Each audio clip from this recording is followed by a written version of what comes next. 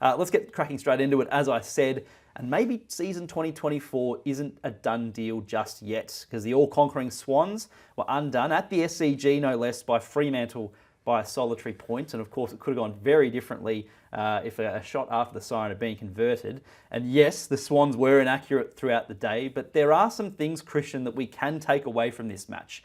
And interestingly as well, Richmond's win over Sydney too. So both Fremantle and Richmond have done some stuff to Sydney where you go, maybe there's an opportunity here. Yeah, so it's only been 2 losses that the Swans have, had this year. So it's a small sample size, but looking at both those games, there is some sort of common themes that both teams were able to do. But just sort of going back to, I think, Freo, impressive win. I mean, they're beating the Swans top of the ladder at home at the SCG. The other impressive one for me is they were actually the youngest average age of any side for the round. So bright future for Fremantle, where are they sitting 3rd or 4th on the ladder and just beating the top team with such a young side. So future's looking bright there. But talking about game style and trying to beat the Swans, so in both of their losses this year, or the round 3 game against Richmond, round 16 against Freo, they've been outscored from turnovers in both of those games. They're the only 2 games where the opposition's been able to get Sydney, outscore Sydney from turnovers. So Sydney still won the scores from clearances in both of those games, so still got it from one of the sources, but it's really the turnover game that you've got to sort of punish against Sydney. So spoke on the podcast 3 or 4 weeks ago, and Sydney's still in the top 3 for turning the ball over across the game. So they do give the ball back. They play a really risky kind of game, risky, high octane type of game, which you can picture the way Warner and Heaney and that are really attacking midfielders. So they do turn the ball over, but they are so good at punishing the opposition turnovers. They're one of the top 5 sides of the last 10 years for actually punishing a turnover. It's what the opposition do when they intercept the ball and they haven't been able to get enough value. Both Richmond and Freo were able to sort of get a lot of value from turning the ball over or intercepting the ball in the Swans forward half, so going end to end from that. So across both games, Richmond took 110 marks against them in round 3, which is the most marks anyone took against Sydney this year, and 105 by the Dockers on the weekend, which is the second most by Sydney. So turn the ball over deep in defence and sort of the methodical kick mark handball game. So you sort of don't want to keep putting it back into contest and trying to go the high octane game the other way against Sydney. Let them come at you fast and then sort of try to go slow and pick it apart. But as I said, it's not easy to do. They've only been beaten twice this year. So it's not an easy way to do it, but it's where the scores are coming from across the 2 games as well. So in the Richmond game earlier this year, 32% of Richmond's overall scores, or overall total score, was from the defensive 50 zone. So that's the highest percentage of anyone against the Swans this year. And Freo was very similar, just moved it sort of slightly up the field a little bit. They were 51% of their scores came from defensive midfield zone, which is the highest percentage against the Swans this year. So it's winning the ball back closer to Sydney's goal and being able to go end to end with the ball and be able to put a return on the scoreboard, which it's happened twice this year. But it's a very, very hard way to beat. I was going to say, is it risky to kind of rely on turning or getting those turnovers in your back line? I mean, you're almost baiting Sydney to try and hit these inside 50s and then relying on, your defenders and your interceptors and your pressure game around the ball to kind of turn the ball over there. It's probably not something you want to be doing too often. Different teams have different ways. So Geelong have really set up to be that way. They've really gone the slingshot team. And what they've found is if all their players are sort of further back in the opposition's forward line, it makes the opposition forward line really messy. They're able to break free and get it sort of really open forward line. So there's different ways to do it. But as I said, against Sydney, whether that's been the plan or not, or whether that's just been the results of the match, the only way to beat Sydney so far this year is to be able to score from back half and be able to outscore them from turnover. Which is interesting, JB, because I think last week it might have been, we talked about how the shift is sort of going to turning the ball over in that front half and that front half midfield area. Whereas it kind of seems like it's working the other way for the Swans at the moment. It does.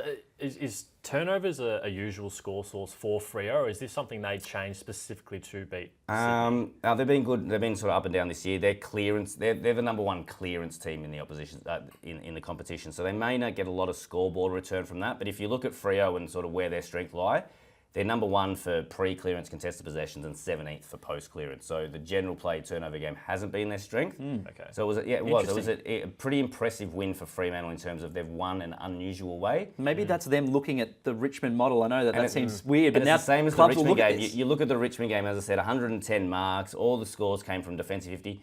They were the most skillful team for the round. They haven't been the most skillful team for any other round since. So both teams will sort of have to play. You have to be a good team to be able to adapt like that, though. Yes. As well. Yeah. And that's what's most impressive about this. But I think Justin Longmuir deserves a lot of credit as well for what he's doing with this team, and he has a lot to do with that win on the weekend. But to do with their whole season. Yeah, I mean, he absolutely. signed a 1-year extension before a ball was even bounced this year. And many criticised it? Absolutely. He was out of contract at the end of 2024, and everyone was saying at the time, well, why on earth would you not wait till the end of the season, see how they perform? But I think committing to him and showing faith in him probably gave him confidence as well, that the club believed in him and what he's building and what he's doing with that current crop of players, and not having that pressure throughout the season of, if you're not performing well, imagine what we're talking about if Freo were out of the 8 right now. It's, oh, well, he's out of contract at the end of the year, but this is giving him confidence. He's performed really well. He's got his players playing a pretty good brand of footy, and I like what he's building. When it works, it looks good, but you look at the flip side, and it's someone like Matthew Nicks who was re-signed on the eve of the season or early in the season, and it hasn't gone so well. So it can kind of work both ways.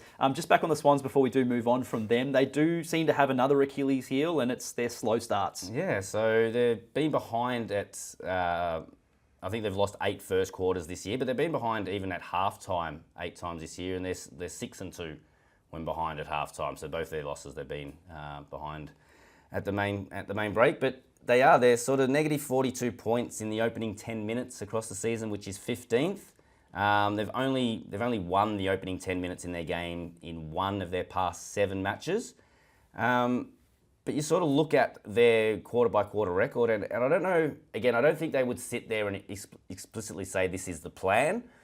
But my theory is, Sydney being on top of the ladder, you know you're the hunted. Every week the teams are going to come out and be 100%, driven to try to beat you.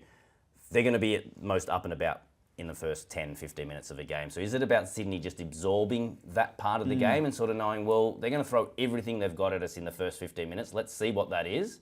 Absorb and then go again. So you're probably not sitting there. It's like a risky strategy, though. Exactly. I don't think John Longmire is sitting there saying, don't do anything for the first 10. But I think it's just the way Sydney's able to sort of, when they're presented with a game, I think the opposition's coming so red hot and so sort of, revved up that they are sort of struggling that first 10 minutes.